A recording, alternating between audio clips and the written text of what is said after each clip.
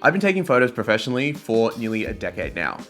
And in that time, I've gone through many different iterations of my editing workflow, leading to what works best for me.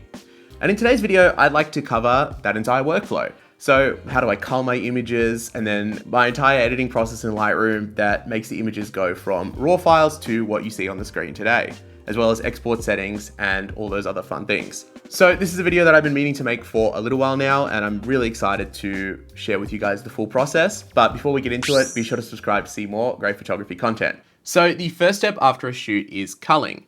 And I used to just import everything into Lightroom and pick my selections there, which worked all right, but it was pretty time consuming.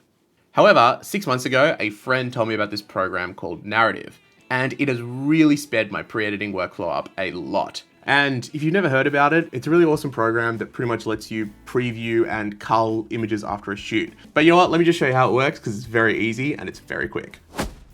So this is Narrative, and this is what it'll look like when you import your photos and create a project.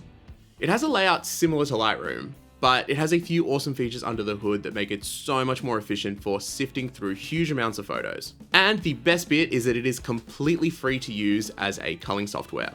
So I'll have a link in the description if you want to check it out for yourself. Now, if you guys watched my video last week on 5 easy tips to post people who aren't models, these photos are from the shoot that I did with the actual models. And as you can see, I've taken over 900 photos in this shoot. But with Narrative, I can easily go through and cull things super quick. So this is the grid view, which is very reminiscent of Lightroom. But honestly, one of my favorite features of Narrative is if we press S, we go into the scenes view. Now, what scenes view is it automatically groups similar images together based on framing and composition. So instead of scrolling through dozens of nearly identical shots, I can actually really quickly and easily jump into each set, and just with my arrows, I can actually flick through and compare the variations, and I can pick the strongest one. And you also notice in scenes view, images are highlighted blue, white, and red. So this is actually analyzed with their AI assistant called First Pass, and it determines what it thinks are potential picks, unlikely picks, and also undesirable picks. So that's the red ones there. And you can also actually filter the images by what it's picked as well. So you can see here, if I just filter by potential picks, I've wiped out almost 300 photos. That saved me a lot of time already. Now, obviously it hasn't removed the photos. You can still look at them if you want, but what I've noticed from using Narrative is this AI assistant is actually quite good at being able to tell shots that I probably would have culled myself as well. And it does definitely speed up the workflow quite a bit. So one more thing that you'll notice is these 2 colored dots on each photo. Now, the top row describes their expression, and the bottom row is actually rating the focus of the shot out of 10. And if we go over here to the color wheel, we can actually filter the image by what it considers to be in focus or not. Anything over an 8 is considered excellent. So as you can see, eyes are closed, so it's red at the top, but it was in focus, so it's green at the bottom. I can just quickly flick through and see. So if both dots are green, great. But if they're red, don't worry about it. So this is perfect for portraits where you're making lots of tiny refinements across frames, or if you're shooting at an event and you have lots of faces to go through. And speaking of faces, this is actually what really sets Narrative apart, is the face analysis. So if we hit the / key, we enter face mode. So now Narrative will automatically detect every face in a shot, and it shows me close-ups of each subject, zoomed in on the eyes, and highlights whether they're in focus or if the eyes are closed. So if we go where we've got 2 models in the scene, it'll show us both faces, and it automatically detects it and zooms in on the eyes as well. And this will actually work with, if you've got a big, a group photo with 6 or 7 people in the shot, it'll actually show you each single person individually. So it's very powerful, and it means that you no longer have to zoom in manually. Now you can zoom in with the spacebar if you'd like, but this eye feature is awesome. And combined with the scenes mode, you can fly through an album. I mean, you got 922 photos here. You can fly through this album so quickly. And the way that I rate these images is similar to how I was doing it in Lightroom. You just press 1 on the keyboard. So if I press 1, it goes image rated 1 star. And then we can just go up here and it'll show us automatically all the photos that we've rated. And so basically I'm just using literally just my keyboard. I'm just going up and down, ranking. If you made a mistake, just press 0, it'll reset the rating. But it's so easy to use. And so typically for a portrait session, I will try to get the number of photos down to around 50 to 60. And I find that this number to be a good sweet spot where the client gets more than enough photos and it saves you from editing far too much. For weddings and event work, obviously though, there should be far more keepers, but Let's quickly go through and I'll just cull this album of 922 photos for you, and I'll speed the footage up and I'll just show you just how I do it and how quick and easy it is.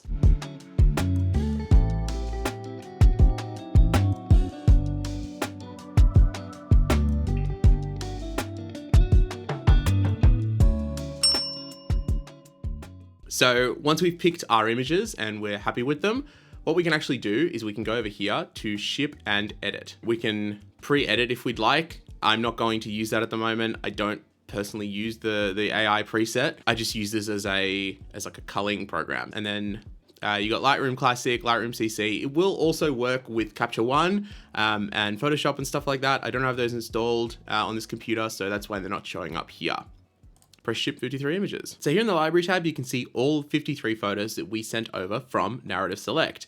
And if we head over up here to the Develop tab, we can get started on the editing process. Now, I wish that I could tell you that I have some crazy complicated editing method, but honestly, it's pretty straightforward.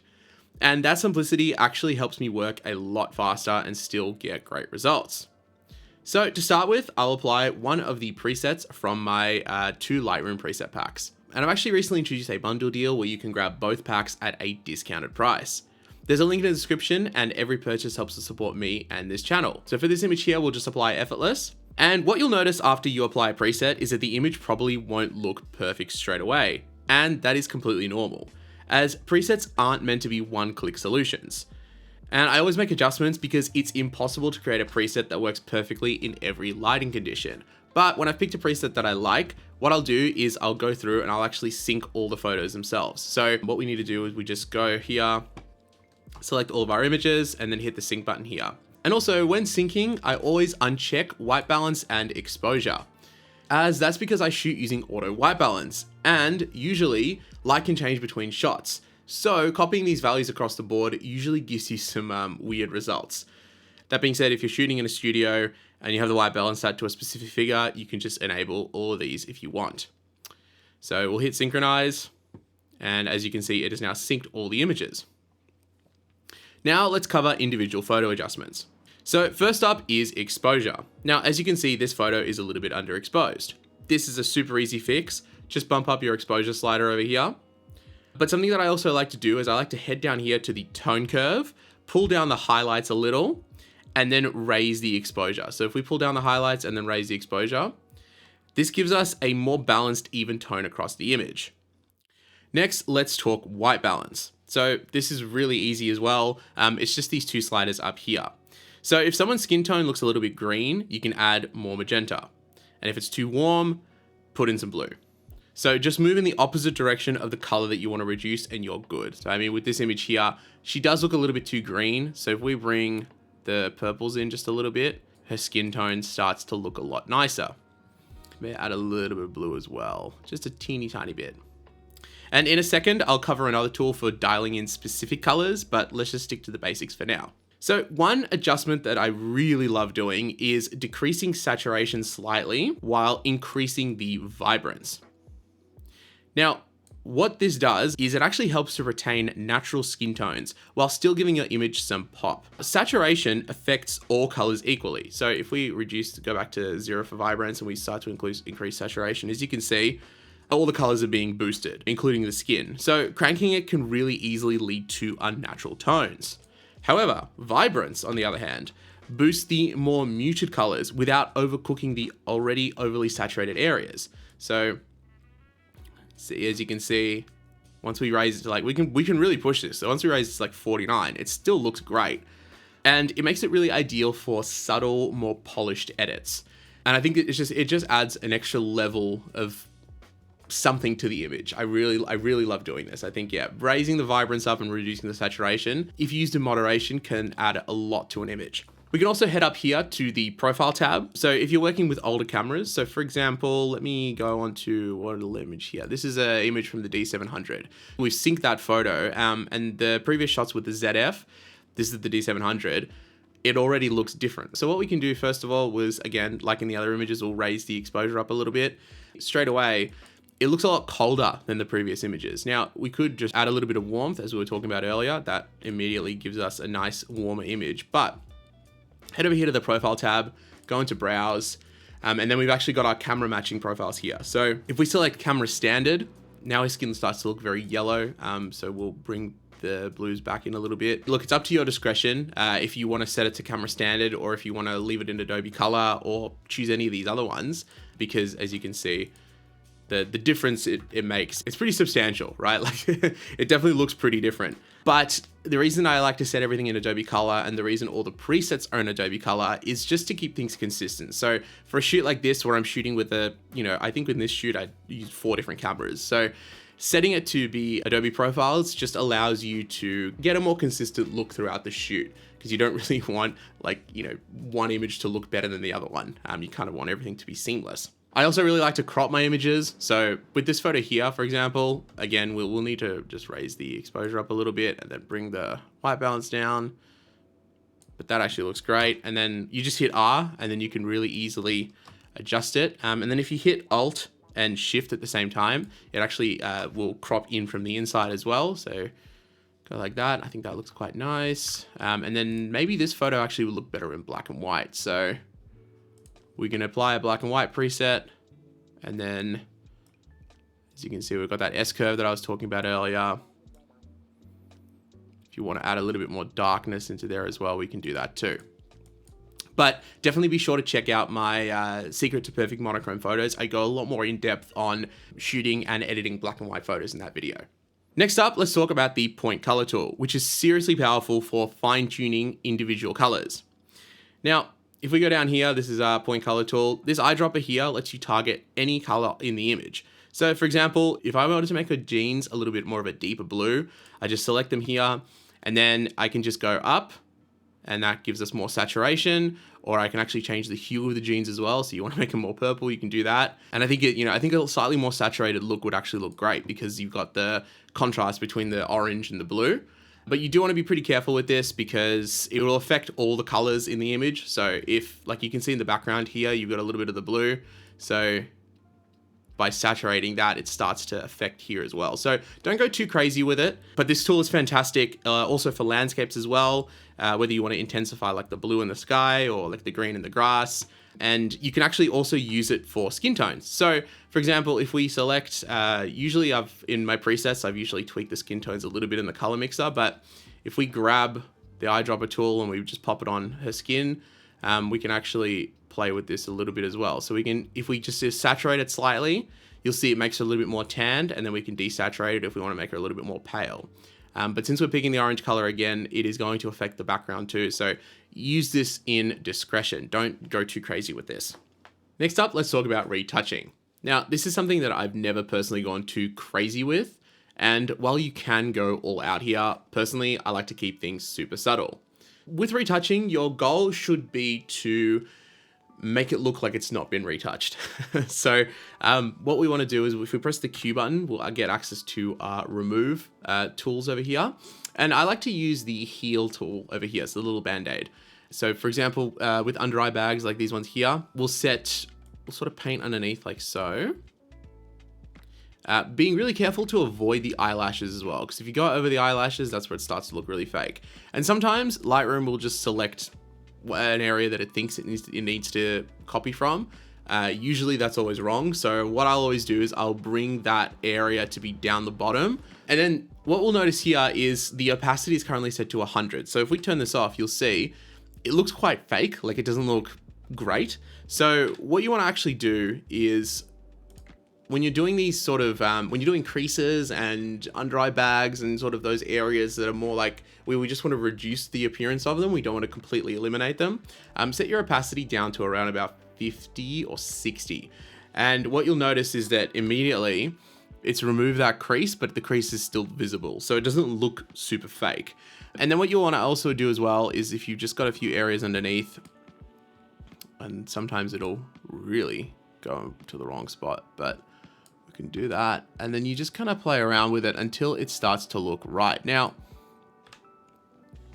if we want to reduce it even further, we can always raise the opacity a little bit. There's no like golden rule to this, but you sort of just want to play around with it and just see what looks good. This really is like a game of just cat and mouse to try to figure out what works. And then when we've got like pimples or, you know, little imperfections or freckles that we want to get rid of, we can actually set that opacity to be 100%. So for example, on Kobo's skin, bring that up to 100 and that will get rid of that pimple. But then we've got this little mark here. This one will probably want to set this down to about 60. I'll speed this footage up, but I'll show you how I go ahead and retouch this.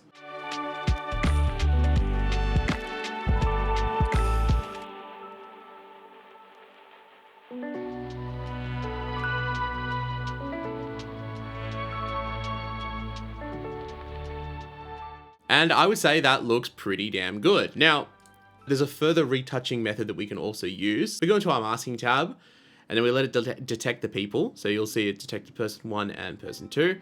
And then if we select the person 1 features, select facial skin and body skin, and then we'll do create mask. And then if we go down here and we reduce the texture and clarity, so just ever so slightly reduce this and ever so slightly reduce this as well. You want to be very careful because if you go all the way down, it'll make them look like almost like you took a photo of them slathered in Vaseline or something. So don't reduce the texture too much. Leave it, I reckon, -8, -10 is probably okay. And what this will do is it'll just give you that really subtle, almost airbrush skin look, but without completely removing all their features. Now, I don't do this all the time. Use this again at your discretion when you feel like you need it or not. But if we hide this, you'll see, again, it's like super subtle, but you can just see just a little bit in the skin is just removed. And if you want to go even crazier, we can, you know, we can go down here and we can reduce this further, but you'll notice that, yeah, you want to be careful. You do want to be careful, but this is a good sort of additional method for retouching skin. It does add a little bit of extra time to it, but overall it's not too bad. And now when it comes to exporting images, I usually like to set the file size. So we'll go here, we'll go export. I like to set the file size to either 5,000 or 10,000. It really depends on where these photos are going. If they're going on social media, 5 megabytes is usually okay. For portraits and stuff, I'll usually set it to 10, just a little bit higher. What you can do as well in the future, if you do want to print this image out or you want the highest resolution possible, just go back and re-export the photo. And then for color space, I will always set it to sRGB. Unless you're printing, in which case use these other options, but keep it as sRGB because that's what most displays will display in. And I think that's just, you know, a good way to go about it. And that's it. As you can see, the process is super straightforward and it does not need to be overcomplicated. So I really hope that this breakdown has been helpful. And if you have any Lightroom workflow tips or tricks of your own, definitely drop them in the comments because I would love to hear about them. Thank you so much for watching. I'll see you guys next week and have a great day.